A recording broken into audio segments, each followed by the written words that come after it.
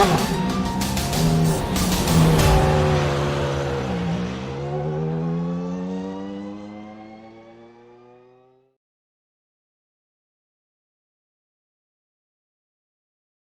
Last season saw the Formula 3 run by only the amateur class here in the PRL. Now that the pros have returned, the field sizes have grown immensely. That's boosted even more by the season opener being hosted at one of the most popular road tracks on iRacing. It'll be a lot to adapt to as we get ready to watch round one of the PRL Open Wheel Series, and you'll see it all live here on the Global Sim Racing channel. Hi, I'm Joe Peak, and with me in the booth is Michael Johnson. Behind the scenes is our director, Robert O'Brien, and he's using cameras provided by Dougie Beard. While the drivers all know Watkins Glen inside and out, let's head to our track guide to learn a little bit more about this place.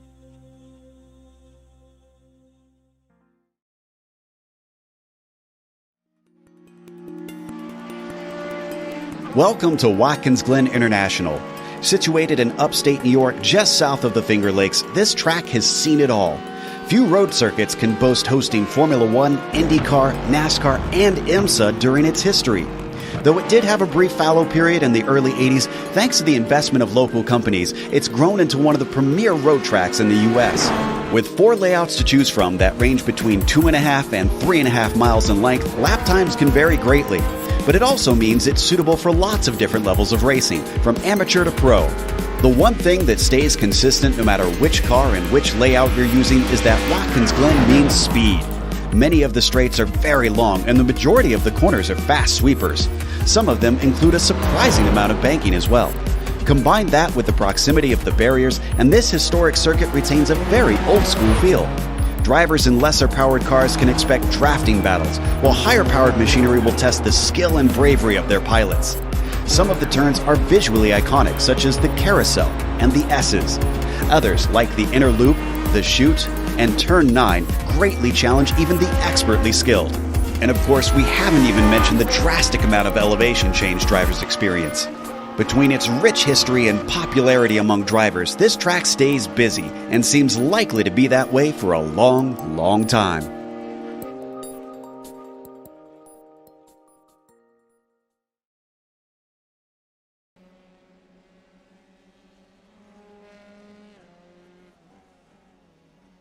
Well, Michael, I'm glad I have you here with me because I know you have real-world experience here. So what can these F3 cars expect at this place? Well, we're looking at about a 3.4 mile track here. It's 5.47 kilometers. Just a wonderful track. It is an old school track, has 11 turns in this configuration. Every one of them has a really unique challenge to them. And I think we're going to see about a 45-minute, 27-lap race here. It'll be fun to watch, no doubt. But before we get to that race, I want to talk about how our broadcast is brought to you by ASR. Owned and operated by passionate sim racers, Advanced Sim Racing designs and builds the sturdiest and most durable aluminum profile racing simulation cockpits available in the market today. Visit them at advancedsimracing.com. It's also sponsored by RaceLab. RaceLab helps you to improve your driving skills. With modern overlays, race statistics, and native VR integration, you can get the best out of iRacing. Start using it now for free at RaceLab.app. Today's broadcast is also proudly sponsored by ButtKicker. ButtKicker products add an incredible immersion and realism to any game. Feel every nuance and truly put yourself in the driver's seat. Check them out at thebutkicker.com. Today's event is also brought to you by SIMMSA.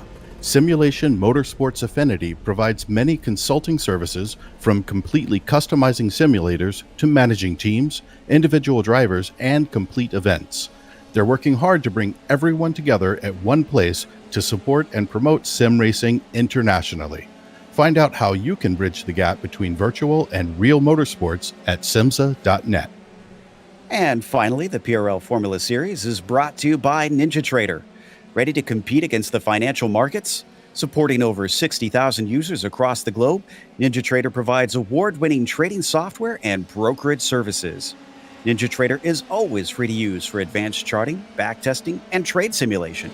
Visit ninjatrader.com to get started with a risk-free trading simulator and start tracking your performance. Real quick, we'll try and cover some of the championship points from last season since we've got just a few moments left here, starting with the driver points. And Kevin Santana took the championship well ahead of Dave Peterson, who had quite a fight with Broomhead and Coffray there down for fourth. And a little bit back, you get to Hamill, who just snuck in to the top 5. In the team's championship, in the meantime, up at the top of that, it was Leading Age Racing who came away with it. Viking Hot Rod finished 12 points back with the Grande iSports MRM, about 43 in the end. Then it's a huge distance down to 4th and 5th, as you can see, almost 100 points to the next one. So there's quite a gap between the haves and the have-nots. But what we do have is today's race, as we look at the race details for the event. And it is a 27-lap event, which comes out to pretty much exactly 45 minutes. It's open setup, and they have drive-through penalty at 13 incidents and a complete disqualification at 17, along with some rewards for those who are good out there. For pole fastest lap in 3 incidents or less, they're going to get a bonus point, and that's 1 for each of those. Right now, qualifying just wrapping up, Rod Clenard looks like he might have that pole position, at least for the pros. And for the AMs, I see Roberto Coffray, and here you can see them now as it looks like we just about have everybody across the line. It's David Holland starting in second with Sebastian Coffray starting P3. Alex Fournier will be in the 4th position. Stephen Verity will be starting 5th with Race Liberante in a P6. And it's Julio Palacio, 7th today, followed by Michael Coffray in P8, Roberto Coffray in 9th, and Ethan Oring rounds out your top 10. Looking at row 6, P11, we've got Raymond Duh, followed by Takeshi Kita. Coming in 13th, Sean Duhamel, who's followed closely behind by Robert Ridgway, Robert Daly, Christopher Richards, Colin Heffernan, Kenny Brown, Nick Harwood, and Juan Coffray fill out the top 20. Then we get into 21st, and Johnny Luna starts there with Dave Peterson in 22nd, Nicholas Johnson in 23rd, and Michael Broomhead, P24. Joey Tabin starts in the quarter century mark, followed by Stephen Ritters to his outside. John Antonino is up next, and Brett Barrett rounds out that row. James Holland starts 29th, and Vargas in 30th. In 31st, we're going to have Abernat, and then Cartier in 32nd, followed by Horvath, Olson, Scarali, sorry to stumble on that name, Gunderson, Presley. I can't quite read that one. Sorry, can you catch that one for me? Colo, Gunderson, Goen, Michaels, and then you've got Gore, Barnett, McDonald, Bear, Lewis, and Vorse rounding out the huge field here today. We're just getting ready to go racing. We've got a few moments left before everybody is gridded up. So this should be a fun one, no doubt, because a standing start with 40-plus cars is going to be chaotic. Let's hope we get everybody through the first lap, as we just about have the last of them in there now. And they will expect at least one pit stop for fuel. They can take tires if they want. We'll see if that is desirable out here today with these high temperatures on the track and a few high-speed corners for the cars to worry about. I think at this point we just about have 5 more drivers that need to grid up, and then we will hear the engines start to rev here. And I'm excited to start this new season over with the Pro and Am classes rejoined once more. And it looks like the green flag is out. It's a poor start for third place. Sebastian Coffray starts to fall back as the leaders get single file in front of him.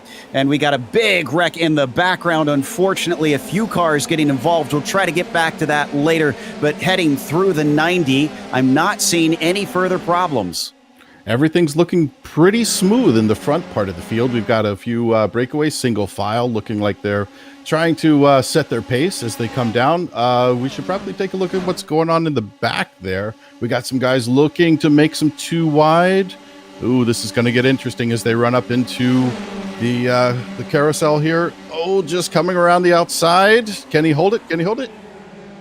3 wide there for a moment for 7th place. This is getting frantic here in the mid-pack. That's Roberto Cofre that you see, who is going to be overtaken by Michael Cofre, who is able to get by him. Now they're finally getting single file. Palacio's in that group along with Takeshi Kita. Great qualifying, honestly, for Takeshi today, starting from 12th, already up to 10th here on the first lap.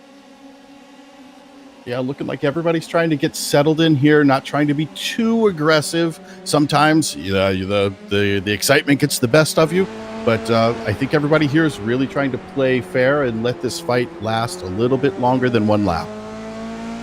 Seeing most everybody up at the front now, very single file. In fact, I'm looking to see where our first 2 wide is. It looks like Nick Harwood back in 15th just is going to manage to overtake Duhamel 2 wide through the penultimate corner, which I'm sure it feels very sketchy. And here we're on board with Harwood as he tries to chase down Kenny Brown. This is a nice little run he's got going down the front straight, crosses the start-finish line. Looks like he's going to make a nice push through here. Oh, let's go take a look back here at the P20 battle. Now that's Joey Tebben at the front of it, leading Juan Cofre. Robert Ridgway is going to be able to go ahead of Dave Peterson. So looks like, or excuse me, Michael Broomhead rather, as they made a little bit of a pass there. Now they start to pick up speed and the draft does its thing. I think we might go 3 wide once again. Tebben getting passed by Juan Cofre. This is a nice run up through there, up that back stretch. Looks like he's going to just give a light tap on the brake as he comes in there to hold the nose down. Coming around towards the outside, mashes the gas, makes it ahead of him. Nice move.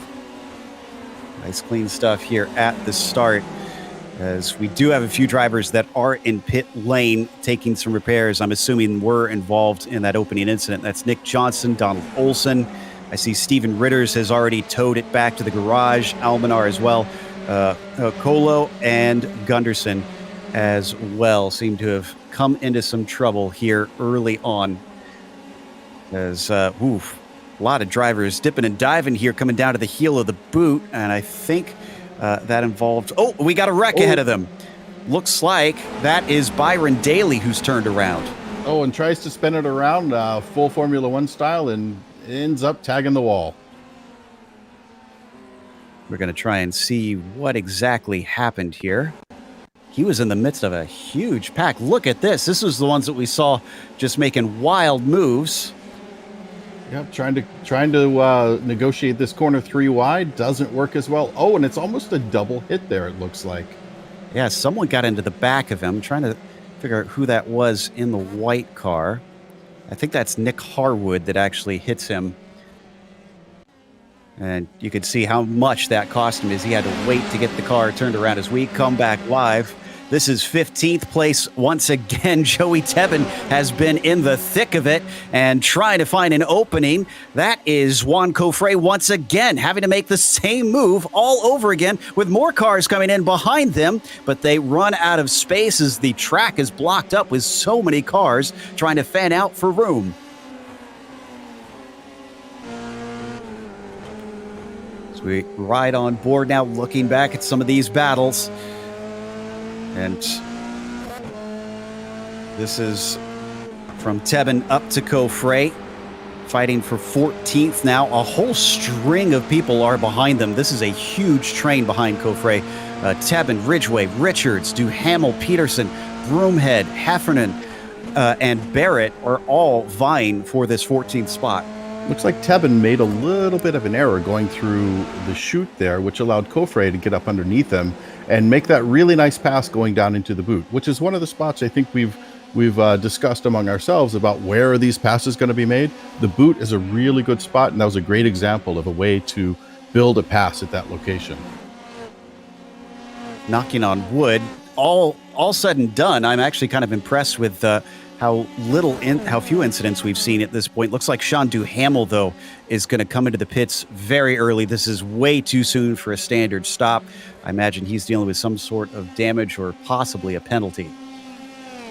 Yeah, we got a lot of people taking that turn 1 pretty wide. If you watch them coming through turn 1, if you overcook that entry just a little bit, there's a lot of runoff room out there, but it doesn't necessarily help you to get out there. You're running such a longer distance at the extra speed you get. doesn't necessarily give you an extra little punch down at the end. We had a change for position, and fourth, Verity got by Liberante. So some of our front runners managing to get positions, which looks to be a little more rare than that mid-pack, as they've all kind of spread apart in that top 10. This was our closest battle, and that happened down the backstretch like we've seen many of the overtakes.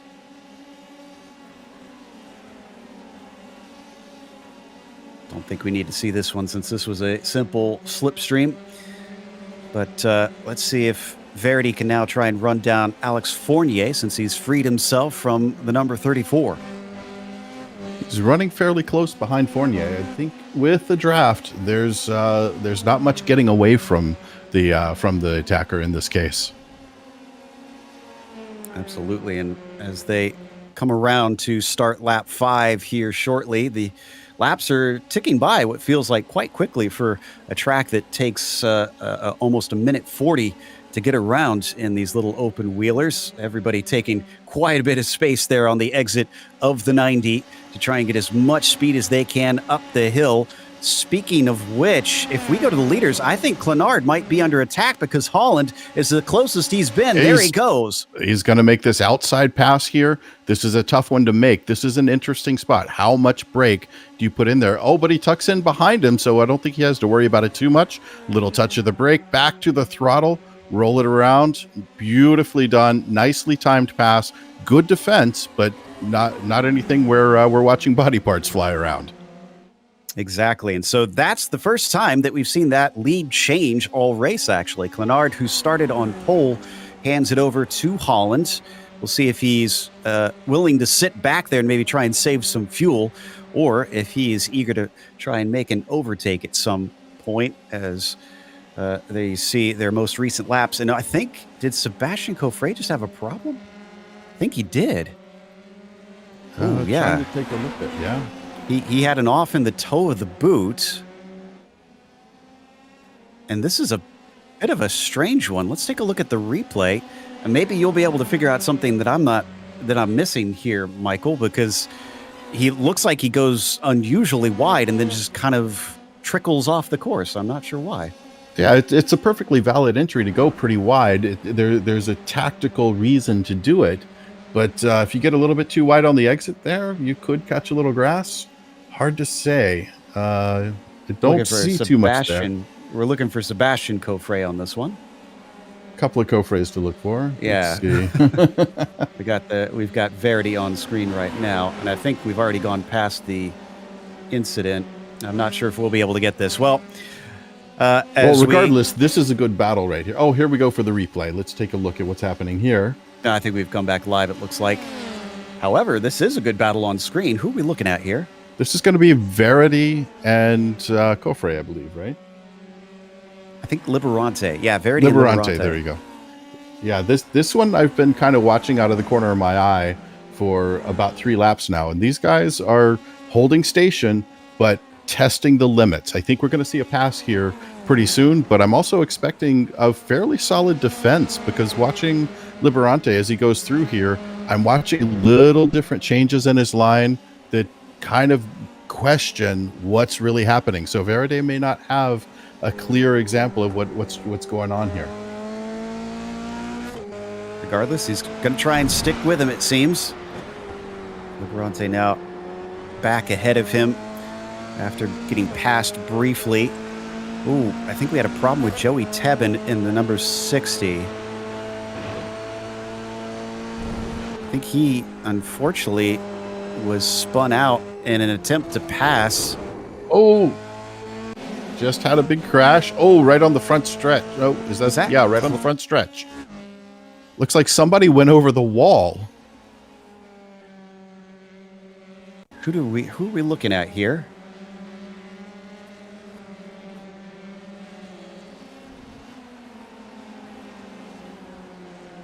So this is the battle we were watching. That would be Liberante, I believe.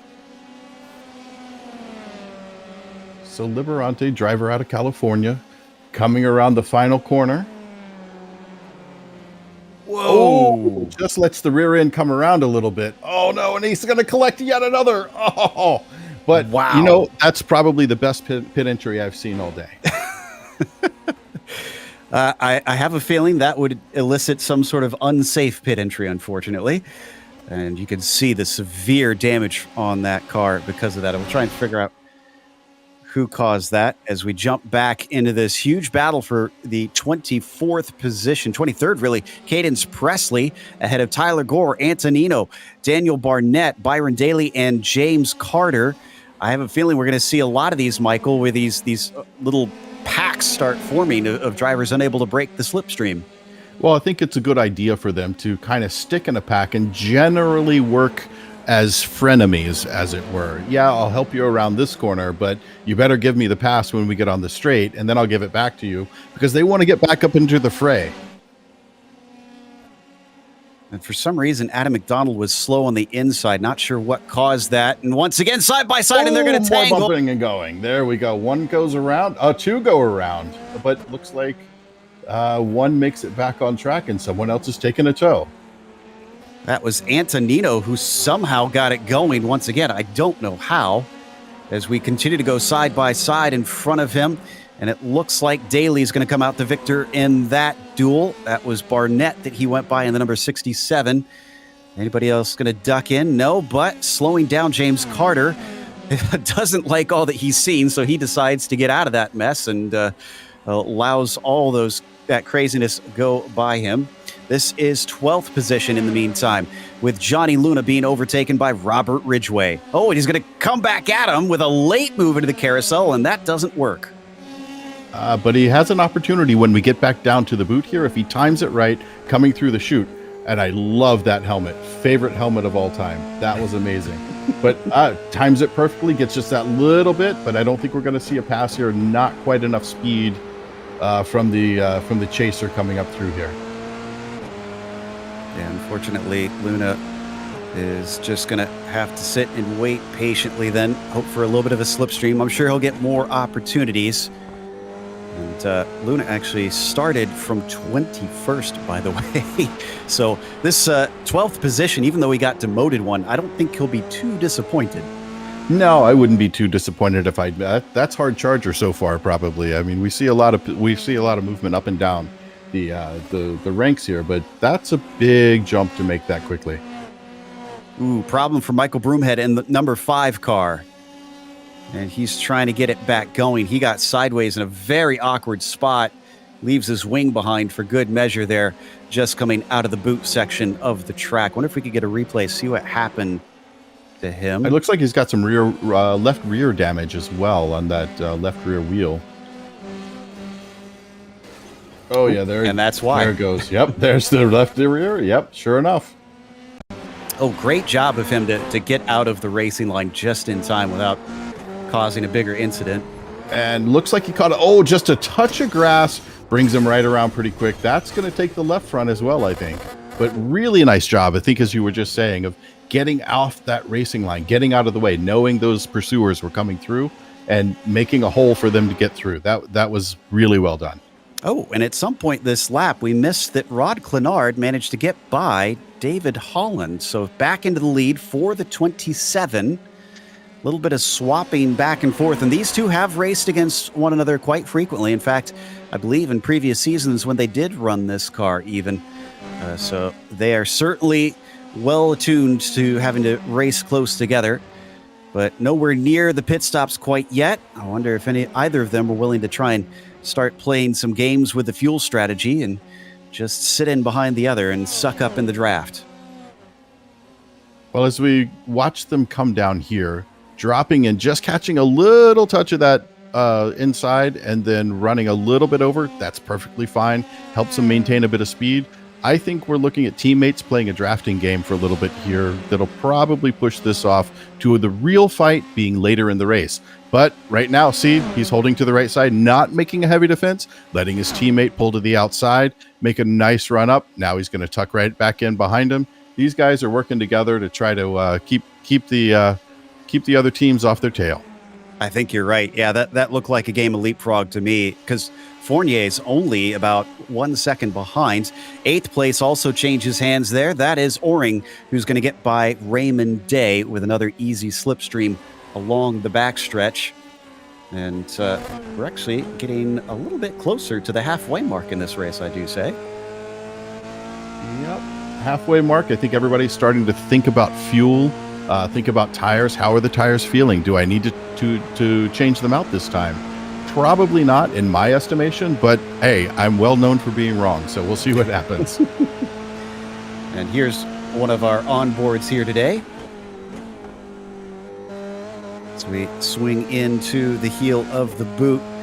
Love the concentration on his face and the Monaco in the background, but I love the concentration on his face. You can tell he is working hard and just running it to the absolute limit here. Yeah, that wheel is making a lot of motion. I would have thought he'd want it to be nice and smooth. This is Oring, I believe, that we're on board with in the number 4. Yeah, it's a setup issue, I think. I prefer a more lifelike wheel that's a little bit lighter. It feels more like the real car. I understand a lot of the sim racers really like to have that heavy wheel that's super feedback heavy, gives you a lot of input. So I think there's something to be gained with that. But for me, it's just it's honestly just fatigue. And we have our lead going back, changing hands. Looks like the exact same pass, just the other way around. In spite of that, I wonder what the laps are like compared between them and Alex Fournier, because Fournier's last one, a 38.253. Holland had a 37.790. Yeah. So I think that may have been from that run up the hill. And if we look at Clenard, he was running a 38.456. So it looks like Fournier is trying to close in. That's why these guys are working together. They're watching that gap behind them, seeing that he's catching up a tenth or two every lap. So they know they got to work together to pull away. Yeah, Fournier looks mighty quick because he'll have a hint of the slipstream, I would think, at about a second back, but not enough, obviously, to try and pass like those two are. But, I mean, he doesn't have help like Clenard in Holland. So for him to be setting a similar pace is mighty impressive. That is impressive. He is getting a little bit of that draft that far back, but the only place he's going to really see that is going through turn 1 up through the S's all the way down to the carousel. As we continue to ride on board with Rod. Oh, and what happened to Heffernan here in the 07 in the kitty litter, what looks like the heel of the boot. We're going to watch a replay. Yep, coming around here. Looks like he's going to go a little bit wide. We've seen this mistake once before. Oh, no, looks like he's going to not in the toe. We're going to see him coming up into the heel. Oftentimes, this is the same thing, running just a little wide. Oh, I think he missed his break point there. The car looked like it was snapping, and he tried to correct it. Unfortunately, the correction was a little too much, and that put him out into the barriers. Yeah, that's a tough one. Here we see the onboard as he's coming down, going for the break about the 100 marker.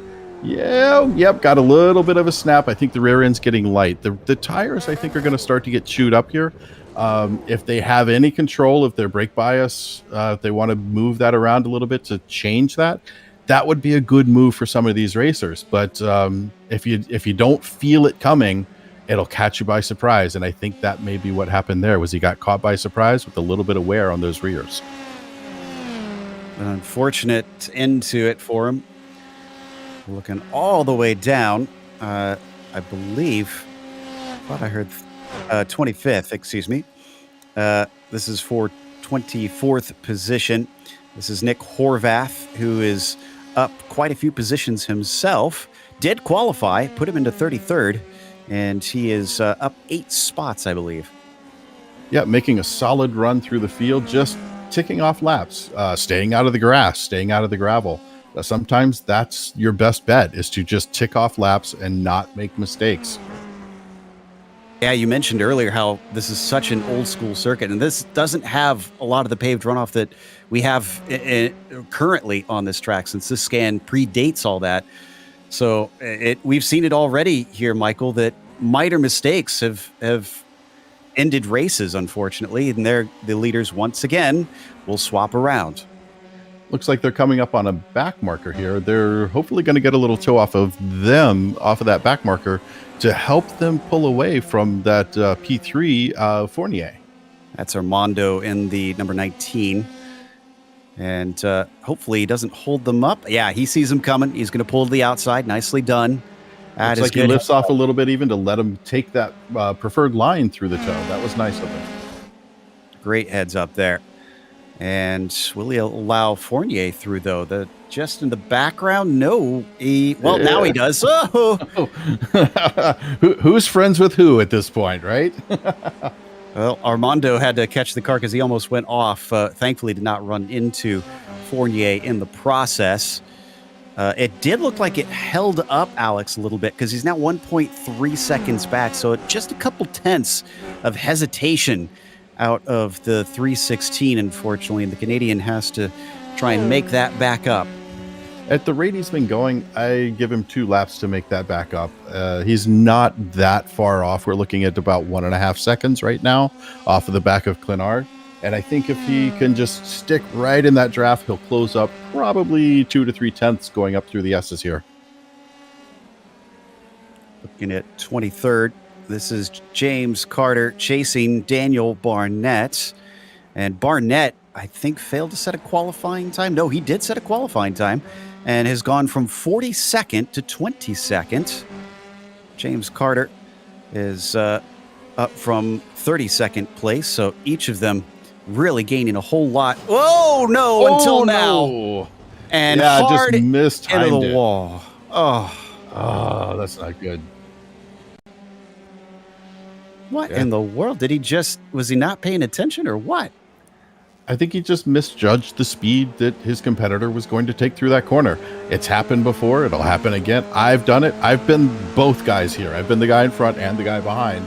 I know exactly how it is. You come up, you expect them to be going at a certain speed. And then here we go, taking a look in slow motion. Oh, just over slows, can't correct, ends up eating that rear end right there. And as that was happening, looks like Ethan Oring, who was running within the top 10 this lap, has had a big accident because he's now going very slow. Oh, and that is some big damage. I'm amazed that he's being able to drive this car around. Look at how it's handling. That much wheel input and still going straight. There's something seriously wrong there. He's definitely going to crab it all the way back, though. The crabbing it back is going to be better than taking the toe, as long as you can still keep going. But it's tough with the other competitors coming through. And we've got the onboard to see how he's dealing with it. Oh, boy. Oh, boy. We almost saw a replay of a previous crash there. Look at how much he's having to concentrate just to drive it at these slow speeds. Yeah, I thought he was concentrating hard before. Right now, he is absolutely on the edge, trying to make sure he keeps between those just evil walls and off the grass, trying to limp it back around and get a repair. I can see him glancing up in his mirror, too, every once in a while. Ooh, and somebody's off in front of him. Not sure who that is. Oh, boy. That's the 22. I was going to say, in this condition, he may still get a pass. We'll see. That's Vargas. So something happened to him as well, and both of them are going to take it into the pits. Speaking of which, Raymond Day has taken his stop, and I believe that was without tires. 5.7 seconds in the stall. He's back out in 15th. A few others have done likewise. Duhamel and Horvath look like they've also taken service. So now we head over to the number 77. Got Scarali following him close behind, trying to make a play for some position. Scarali may be a little bit lighter. I don't know if he took his pit already. Did you see if he took a pit yet? No, he has not taken his stop. So yeah, Day is on fresher tires, but slightly more fuel. So this should be an interesting battle, considering Scarali's going to need to go for tires. Does he sit in behind Day, or does he try to go for the pass? Smart money, I would say stick behind him unless a really easy pass comes up. Yeah, if he's similar pace, I'm with you. I'd say just hang behind him and use the slipstream. If he's slower than him, though, I mean, might as well come in and pit, which that seems to be what Scarali's going to do. Did. Ooh, wow, he pitted in way quicker than James Holland, who was just in front of him. Nearly ran into the back of him. This is the 91 that we're watching. That'll be Juan Cofre on Kenny Brown. Looks like he's going to pop it out here. How are we going to make this? Oh, just a little touch right around takes it off the inside. Nice push. Yeah, that's the way to do it right there. That was a nice move. Interesting to note as well, because I just realized we haven't reported all that much on how the pros versus AMs are doing. Takeshi Kita in the AM class is already up to 6th place, starting from 12th. He's our highest rated AM driver, looking likely to win that AM race today. And of course, naturally, the overall leader, David Holland, leading pro. Yeah, behind Kita is Ridgway, who's the P2 in AM at the moment, and looks like he's about 7 seconds behind him. So there's a nice run by Kita going on right there. Leaders are in. Holland, Clenard, Fournier have all come in. Looks like Verity's going to join Palacio. Kita, I think it looks like this might be the end of the road in terms of fuel. As, yeah, pretty much everybody's in. Yeah, we've got a full pit lane right now. Everybody's coming in, trying to decide, do I get the tires? Do I not? I think we're going to see some people who were trying to push that extra little bit, leaning on those rear tires a little bit too much. They're probably going to go, oh, coming out of pit who lane. was that? That was Daniel Barnett.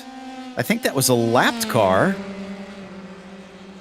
Yeah, that wasn't for position, but did he spin the tires or what? Yeah, he spun the tires coming out of pit lane. Thankfully, nobody hit him, but it caused a checkup for David Holland, and he's lost the draft with his teammate.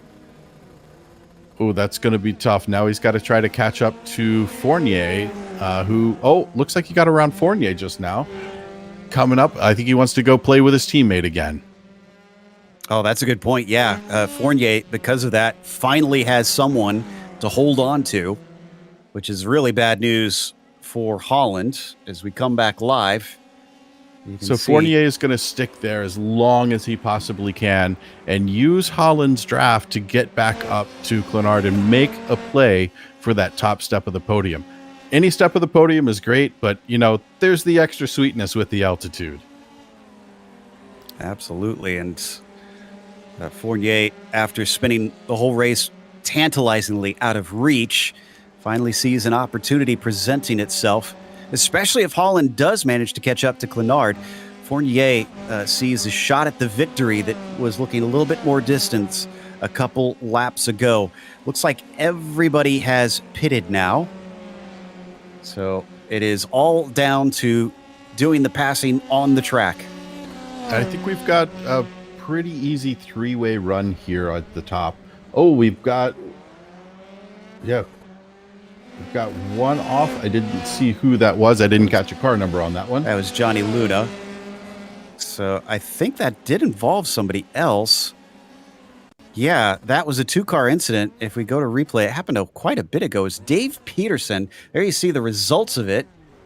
And Luna has to go a long ways back before he can get the car even turned around. Here we go. I think there's some car-to-car contact. Oh, yeah. Looks like just a little bit of misjudging. Trying to go up the inside and pinches down on him. Nope. Doesn't pinch. Oh, goes around on his own. That's what I was talking about before. Do you get the tires or do you not? That could have been cold tires or it could have been worn tires. It's hard to say which it was. I think they did actually touch there. It looks like he just touched very late in the corner. He gave him space in the first half and then failed to do so in the second half. Bit of a strange incident between the pair, but we're now down to 10 to go, and we do still have about 30 cars running. Yeah, 30 cars running out of a pretty good field. I mean, we started off with 45. We still have 30. Given this track and the challenges here, I think having 30 still running is pretty good odds, honestly. Yeah, not too bad. Oh, did something... Whoa, and our leader's in. Rod Clenard pits for a second time. Something has gone wrong. Did he run out of incident points? We'll see if he actually pulls in his stall. If he does not, this is a drive-through penalty. Oh, and we've got an early release. Oh, unsafe. No, I think it was okay. Well, it was Vargas, and they managed to avoid one another. He is coming to pits. He must have short-fueled. Yeah, that's a short fuel problem there for Rod Clenard. I'm assuming, at least. Well, that makes it a two-way race up front for Holland and Fournier. Verady is about little over 4 seconds behind Fournier. I don't know if he's going to be able to make up that gap. It looks like Holland and Fournier are close enough together where they can draft their way away from the rest of the pack. Okay, I thought it would be for fuel, but he's been in there for a long time and is still in there. And now Clenard goes. That is interesting. Unless they have changed the drive-through penalty to a stop and go. I'm not sure why he came in and stopped for a full 30 seconds. That sounds like there was some sort of penalty, a stop plus 30. It just smacks of a penalty to me. Because in these cars, there's really no stop unless you're having to repair something. And at the rate he was going, there was no need for repair. I'd have kept going even if it was a little broken. Yeah, it didn't seem like he was terribly slow. I was just about to comment on the fact that his teammate was catching up to him and had caught up to him a little bit, and then suddenly he dove into the pits. Well, that means that Holland is now the leader, but somehow he dropped Fournier in the process as we jump a little bit farther back, I believe to 14th here. This is Scarali ahead of Tebben. Boy, Joey has had more action than I think he would have wanted. While we watch him fight, let's take a look at how the weather has changed over the course of today. I think we've got a pretty warm track looking at 101 degrees Fahrenheit. Air is only 80. Nice to have for a car, but 46% humidity with a light wind from the west. But that 101 Fahrenheit, that's going to eat up some tires. It's certainly proven tricky for a number of drivers. I'm kind of surprised we haven't seen more take tires in the pit stops. I'm looking through, and I'm not seeing a whole lot of them. Looking at 8th place, Juan Cofre and Kenny Brown. The 23 is going to pull the slipstream, duck to the outside. So they're side by side coming up to the carousel. Is someone going to give way? They're going to go wheel to wheel here. They're going to go wheel to wheel, Michael. Going side by side, and he just inches ahead by taking that inside line. It can be a little quicker depending on how you apply that brake, but it's a really fine touch to stay ahead. Sometimes taking that outside line is going to be quicker.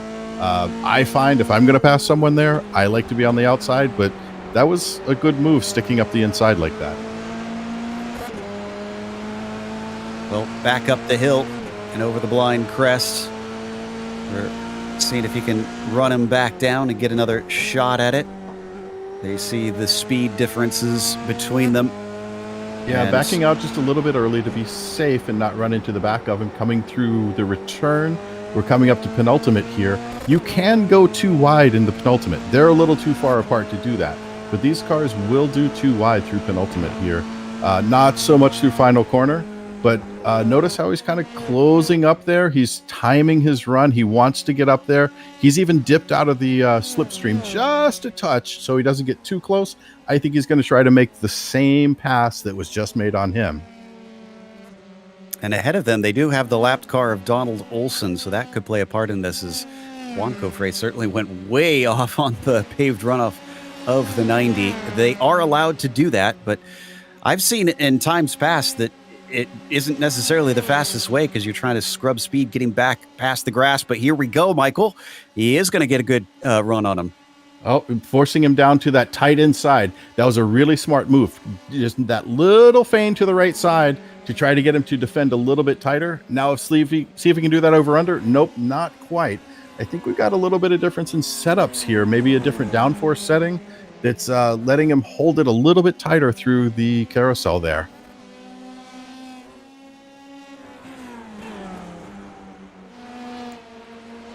Oh, so interesting. Oh, we've got information on what happened with our leader. He had to take evasive action and cross the pit exit line before he was allowed to. That's one of those iRacing things that really bugs you. Had it been a real life thing, they would have given it to him, but the iRacing rules are very clear. It doesn't matter what's going on. And, in real life, you get punctured tires. You don't have a puncture in this. So I guess it's kind of the evening out, but that's just heartbreaking. You're doing the right thing. You're not hitting the guy. You're taking evasive action, and you get a stop and hold plus 30. And that sent him down to 14th for what it's worth. So he's going to take a hit in the points. They do get one drop week over the course of the season. And based on the pace we've seen out of the 27, I suspect this might be that drop week. And you see him on screen now coming through the last couple corners, ready to start. Well, with about 5 laps to go, 5 or 6 laps to go for him, I think he can probably get into the top 10, but even still, I think you're right on that drop week. I don't think he's going to want to keep this one if it's not a podium. I think he could get up to Tebben, because Tebben is about 3 to 4 seconds ahead of him, but then Joey's got what looks like 10 seconds to Barrett up in front of him, so I don't think he'll be able to gun him down quite that quickly unless Rod's got some afterburners in there. Yeah, Barrett may be an AM, but don't let the AM signature fool you. There's some very fast AMs, as we were talking earlier about how Kita was up top. He's still running up top in the AM field. He's 5th overall. Barrett might be our hardest charger as well. He's up from 28th to 11th. And we've got I'm 64 showing of Takeshi Kita on screen. Yeah, 17 positions for Barrett, but Kita's up 7 positions and just charging up to the front. It would be interesting to see if he could close this up. He's got about 2.5 seconds up to Palacio in front of him. That's going to be a tough run, but it would be quite impressive if he were able to get up there and get close to that overall podium. He's got 5 laps to do it. Let's see, last lap for him was a 38.5. Palacio also a 38.5. Yeah, unless he changes drastically in the next couple, I'm not sure he'll have the juice under him to try and run down Julio. But you never know. We've already seen plenty of mistakes from drivers here today. And also, lap traffic is always a thing. We have plenty still out on circuit that could unfortunately just be at the wrong place at the wrong time. Yeah, lap traffic is always one of those interesting things. I love watching drivers like Alan McNish. He has just a 6th sense, a 12th sense. Looking down at 14th, we've got Clenard coming up on Scarali. Looks like he's going to try to go for that pass coming up the hill. Well, there's one for the recovery drive and sets his sights now on Joey Tebben. Got about 1.5 seconds to get up to Tebben. With his driving so far, I think that's possible. It's going to be close, but I think once he gets into that draft, it's going to be game over, though. Last lap, he was about 1.3 seconds quicker than Tebben, so I think he should have enough laps to try and run him down and still be able to overtake him before this is done. Yeah, and Barrett in front of Tebben, his last lap was a 1:40. So I don't know if there was a bobble and a little touch of grass or something, but if that's going to be the story of the afternoon or the remainder of the race, that could be another position that we could see Clenard taking up. Oh boy, he really have to push it to get there, I think. But you're right, last few laps of 40.1, 40.2, 40.5. Barrett is crossing the line now, watching 39.8. So maybe Brett's listening to us and said, "Oh, I gotta pick it up a little bit here." I know I always when I'm racing and you guys are covering or us guys are covering. I love having the YouTube running in my ear because then I can hear who you're talking about. What do you think I can't do? I'm going to show you wrong. See, this is why you're the pro driver and I'm not. I cannot have someone talking to me constantly like that all throughout the race. We've got a nice run here. Oh, look at this, coming right up under the wing, pushing out to the left side. Looks like he's going to let him have it. Oh, but the air resistance, wow, that's he was moving so quick up on him, and then as soon as he pulls out, it's almost like a big brick got added to the car. But I think he's going to hold on to it around the outside. They're playing nice, running down the chute. This is going to be good. Hard to see what they're doing. Yeah, nice. Hold it in the inside, and he's going to run it all the way out. I think we got a battle for the toe. We'll see who holds this out. I'm looking at oh boy, he wanted to come back into that one. But Clenard's got it, and that's 12th place. For reference, he is now 8.8 seconds back from Barrett. And as we said, Barrett upped it to a 39.8 last time through. Clenard running in the 37s. And Barrett is kind of sitting in an 8.5 second gap. There's 8.5 seconds in front of him, 8.5 behind him. This is going to be tight. We'll keep an eye on that. But if you're just joining us here with 3 to go, it is David Holland leading the way. He has definitely dropped Alex Fournier. It's about 4 seconds between himself and the 316. Whatever caused him to drop back, this has been a boon to David, as he's not had to worry about that slipstream giving a shot to Alex to try and steal the win away from him. Just had too much pace for his rival to be able to challenge today. Yeah, it's unfortunate when a little incident like that happens. You try to do the right thing and you get penalized for it. It happens. It's frustrating, but you've got another race, another day, and fortunately they're drops. So you take the drop and just do better on the rest of the races. Going to be 2 to go at the line for David. Coming up on some more lap traffic. This is just Chip Michaels in the number 63. In fact, as he gets him up the hill here, because he should get the slipstream, this should be pretty uneventful, I would think. Plenty of places for him to be able to pull off to the side and let the leader go. Yeah, I think they're going to run through the S's here, and then we'll see Chip kind of hold to the right. He's actually communicating to him right now over radio, letting him know what he's planning on doing. He sees the leader coming up on him. Holland's talking back to him. Hey, here's what I want to do. Coming right up under the wing to the right side. Going to take that inside pass. Looks clean as he goes around, holds that inside line. Our leader is off to the win, it looks like. Yeah, and there's nobody else in front of him for quite some time. So I think this next one is practically going to be a victory lap without his rival in sight. So taking a look back here at 15th, we've got Byron Daly, on Tyler Scarali. Yeah, these are the ones that Clenard had been overtaking a short while ago, and I think Daly pulled a little bit of the slipstream to run up to the back of Scarali. Now he's got a huge bit of slipstream. Look at how fast he is approaching the gearbox. No fight from Tyler. He can't do anything about that, and Byron gets 14th easily. I think he's hoping to return the favor on the final lap. We're at 26 laps now. One more lap to go. 2 to go is what we're showing. So I think he's looking to return the favor next lap and then hold on to it.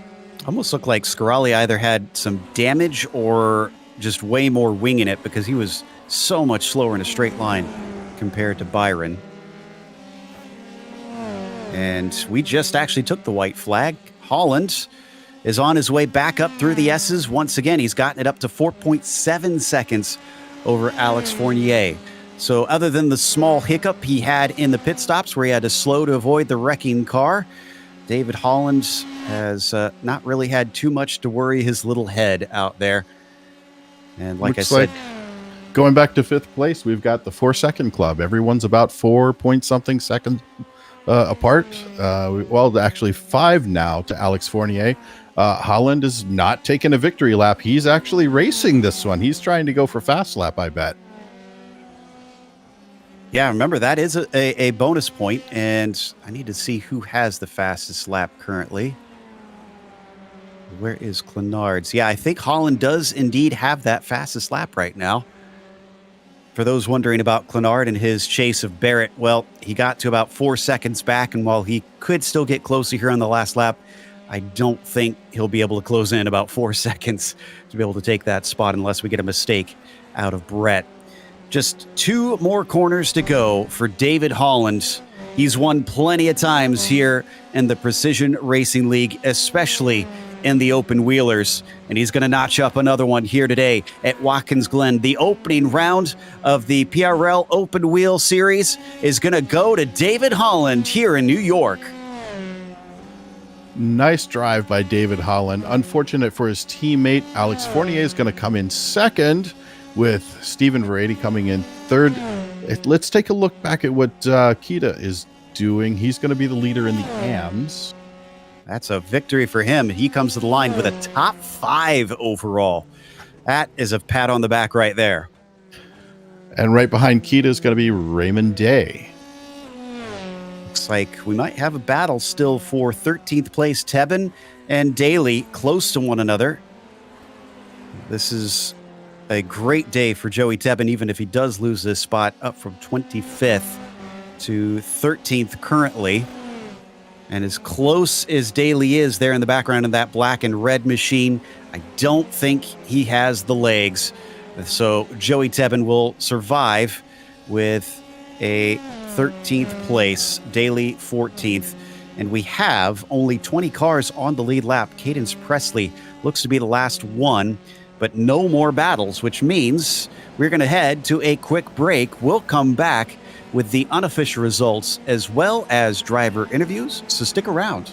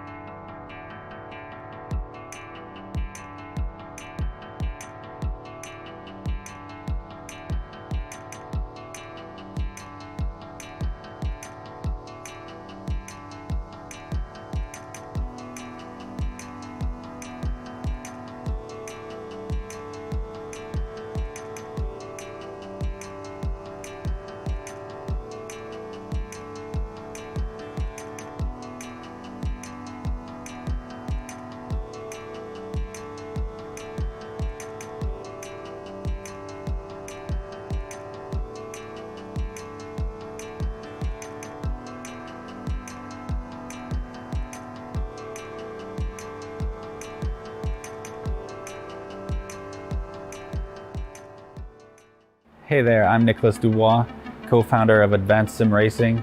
We are a Canadian company. So what we did here today is for a real petrol head. He's really passionate about cars, as you can see behind me. We did a turnkey solution for him based on his needs. We try to gather as much information as we can on our client. And like we did today, we install a D-box system. We install ultra-wide cube control steering wheel. We try to provide the best quality for your budget.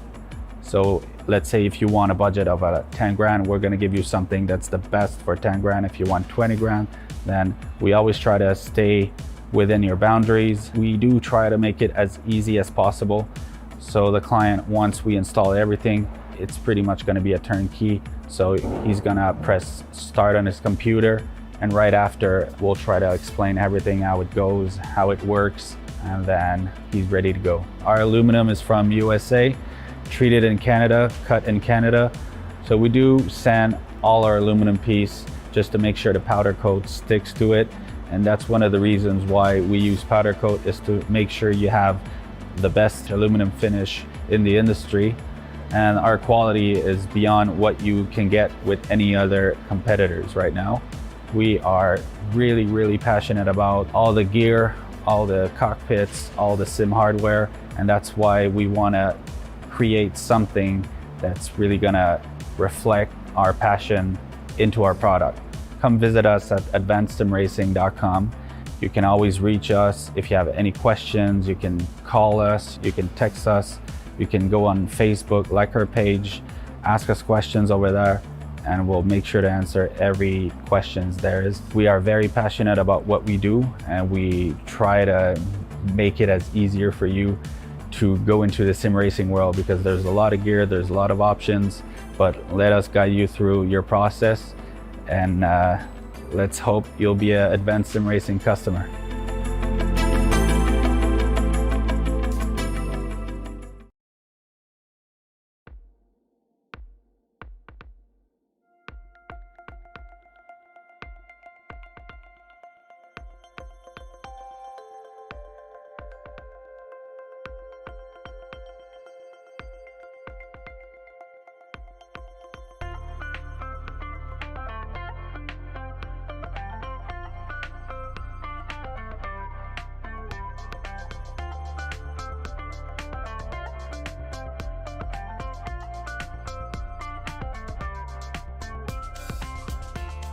Welcome back to Watkins Glen International. The opening round of the PRL Open Wheel Series saw David Holland take the victory. He won it by a good 5.5 seconds even over Alex Fournier, but he spent most of the time swapping back and forth with his teammate, who we won't see until farther down in the results. Alex still in P2 with Stephen Verity taking a quiet third. Palacio, P4 for him, with our AM winner getting all the way to 5th overall. Takeshi Kita has got to be happy with that one. Raymond Day was 6th, with Robert Ridgway in the 7th position. Then it's Juan Cofre in 8th overall and Kenny Brown in 9th. Christopher Richards rounds out your top 10. In 11th place, we're going to have Brett Barrett, also in the AM class, followed by Rob Clenard, Joseph Tebben, Byron Daly, followed by Tyler Scarali, Johnny Luna, and Tyler Gore, followed by Sean Duhamel. Looks like behind him is going to be Nick Horvath, followed by Cadence Presley. And it's Chip Michaels, who was the first one to lap down in 21st, David A. Bear in 22nd. Goen was 23rd, followed by Olson in 24th. James Holland all the way down in 25th. The last one lap down. Then you've got Colin Heffernan, who definitely had his own share of troubles in 26th. Vargas, 27th, and Nick Johnston in 28. You're getting into drivers that had trouble and might not have actually finished this race. Carter, 29th, and McDonald, 30th. From there on down, it was many, many laps down for everybody on down to 45th position. So a few did get back on track and were able to take some repairs, but not everybody was. And in the meantime, I believe we have our winner, David Holland, ready to talk to us about what had to have been at least something of an interesting race. Because, David, you started out paired up with your teammate, and then that very strange incident at the pit exit seems to have cost you your partner. Yeah, hey, Joe. Yeah, that was just the worst possible thing that could have happened, especially given iRacing's rules on pit exit and stuff. I mean, it kind of is what it is. We know what we're getting into with this league. And Rod did the right thing, all things considered. You know, there was just a unfortunate incident on the exit of pit road, and I knew I couldn't go over the white line, and it was either ruin my race going over the white line and getting the black flag, or do what I could do to not get into the guy spinning. And luckily I kept it out of him, but Rod, he was looking at his relative, trying to make sure he was good to come back on track. By the time he looked up, there was no way he was stopping. So he had to take the short exit there over the white line and got the black flag out of it. So super unfortunate, but kind of is what it is, and we'll get him next week. Indeed. And one thing that was interesting is when you came back, you were with Alex Fournier. You managed to get ahead of him. And then by the time your teammate pitted, we suddenly saw that Alex seemed to have dropped back. Did you just run away from him, or was there a mistake that we missed? I'm not sure if there was a mistake. With the lap traffic and everything, you kind of got to be heads up. I wasn't really looking too much in the relative. That being said, Alex had fantastic pace, at least at the beginning there. I mean, we were giving it everything we had, and he was sticking right there with us. So it was just a case of his setup falling off a bit towards the end, or catching lap traffic in unfortunate spots. But he definitely had great pace, and congrats to him and Steven on second and third there. Well, this is a pretty long lap around here, and thankfully a lot of straightaways. Not every race is going to be so kind with 40-plus car fields. Are you at all concerned, or feel like it'll be difficult trying to take wins like this with this many drivers all competing in one event? I mean, it's inevitable. Some tracks it's going to get a little more congested. Here today it wasn't too bad, but we're just here trying to have some fun. We know that there might some of these races are going to come to us, and some of them won't, probably, given the lap traffic. So we'll just see how it goes and not push anything, and just try and make our way through clean and safe. Sounds like a fair approach to me. Congratulations on the victory. Anybody you want to give a shout out to? Yeah, just everyone at the team there at Delta Sport, and all the team sponsors: Move Up, Freedom USA, Race Factory, Unified for Kids, Get Stuck, Driven Texas, Extreme Sim Racing. Also, big shout out to Connor Wagner. He puts together all of our setups. Also, side note, if you didn't know, he has a Patreon, and you can actually get the exact same setups that we were running tonight over on his Patreon. So check it out. And yeah, also shout out to my dad, who was running in this race. It's super cool to actually be on track with him. So that's a lot of fun. And thanks to you guys, GSRC, and the league, PRL. Well, thank you very much. That was David Holland, sounding ever more like the professional driver there, Michael. He's already learned how to give the plug to get people to go buy his sponsor. That's right. Michael, I believe you've got our third place finisher, Stephen Verity, who seemed like he didn't have quite as much excitement. So, Stephen, pretty good race for you out there. Talk us through your mindset as you went into the race. What was your plan from the start? Were you going to take on tires or just fuel? What was your whole plan for this race? Hey guys. Yeah, I mean, the plan for the race was just to kind of go into it and see what happens. I didn't put a huge amount of planning or thought into it. I was happy where I ended up in qualifying. Yeah, and then the race, just trying to keep it clean, trying to not lose too much time, battling people. And then when it came to the pit stop, I had a little bit of a mix up with my fuel calculator. I added an extra 2 liters just to be safe, and I'm really happy that I did because I just barely made it to the end. And in terms of tires, yeah, I don't know. I didn't really think about it. I was just assumed I wasn't going to take tires because the officials have been 20 laps, and the tires don't fall off too much. So I figured I could make it to the end. Well, it was a good run, good gamble to not take the tires. And actually, with that extra little bit of fuel, worked out in your favor. Was there any point in the race where you started to think, oh, this is not going to work out? I had a plan, or I had a thought that I might be able to get around this guy, but he's just not making it easy for me. What was there any spot that you felt like was a little bit of an extra push for you?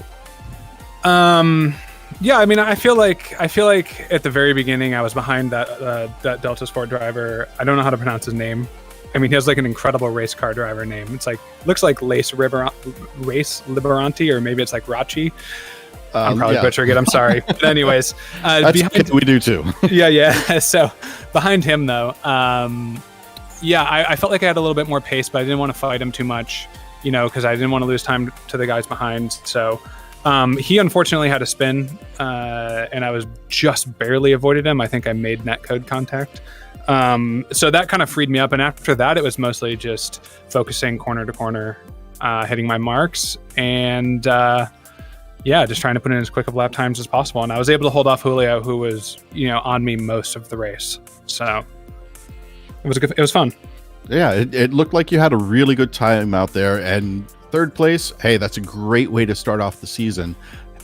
Being you're from, as I think I understand, from New York, is this a track you've ever had the pleasure to attack in real life?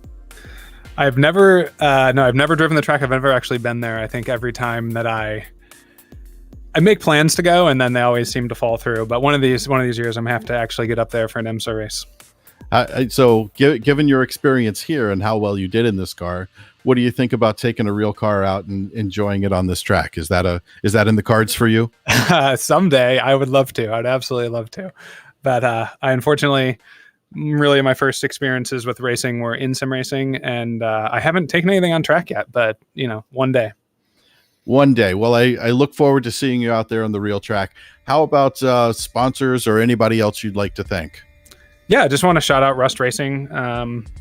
Lots of support from the team. It's kind of weird not having them in the series, but big shout out to them. You all for broadcasting, and PRL for. I'm super happy to go back to an F3 series. So thanks to them for putting this on. Absolutely. So thanks for putting on a great show. Enjoyed having you here. Looks like we've got Joe Peak is going to be talking to our AM winner. Indeed, Takeshi Kita with a 5th overall. Takeshi, we kept calling you the hard charger all these years, saying that you're so much better in the race. And well, from 12th to 5th, I guess this goes to show that maybe we need to put that behind because starting 12th overall as an AM driver is no mean feat. Well, thank you. I really don't know how it happened. I just pushed really hard from the beginning. I think I had a lucky start. No incidents. I got to pass a few cars, and then on, it was just pushing very hard. So knowing that, do you think the AM championship is a realistic goal for you this season? till yesterday I didn't know, but yeah, today seeing this result, of course, I'm gonna try to have steady results to maybe win the championship. Oh, that is going to be cool to watch, having seen you race here in the PRL for so many seasons. Next week, when we go off to Snetterton, what are your feelings on that course? It's a little bit different than what we've got here at Watkins Glen. I really don't know Snetterton. I bought the track, but I never really raced it, so I have a lot of homework to do this weekend. All right. Yeah, sounds like you got to buckle down a little bit, but congratulations on the win. Who would you like to thank that helped make this happen? Well, to my wife and to my new teammates at Atomic Racing.